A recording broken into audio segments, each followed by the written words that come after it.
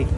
మేము హైదరాబాద్ నుండి వచ్చాము. ఉమామహేశ్వర స్వామిని, కేశవ స్వామిని దర్శించుకున్నాము. దర్శించుకున్న తర్వాత ఆలయం పక్కనే ఒక భక్తుడు ఉచితంగా ప్రతి శనివారం బ్రేక్ఫాస్ట్ టిఫిన్లు అరేంజ్ చేశారు. ఇక్కడ రెండు రకాల టిఫిన్లు, 2 రకాల చట్నీలు కూడా చాలా బ్రహ్మాండంగా ఉంది. వారు పెద్ద ఫ్యామిలీ, గత 10 ఏళ్ల నుంచి నిర్విఘ్నంగా కొనసాగిస్తున్నారు.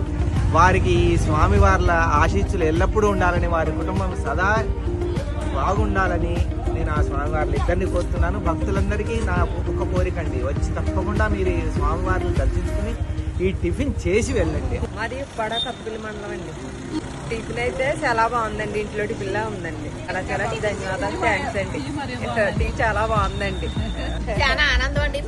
ఎంతో తను ఇచ్చేస్తే మేము పట్టుకెళ్ళిపోతామండి, చాలదని అంటాం.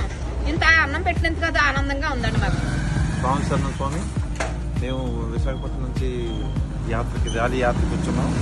ఇక్కడ ఈ అన్నపూర్ణ ట్రస్ట్ వారు ఉచిత అల్పకాలం ఏర్పాటు చేయడం జరిగింది.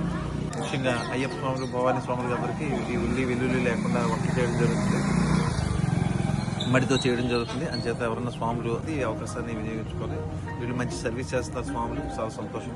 స్వామి శరణ స్వామి.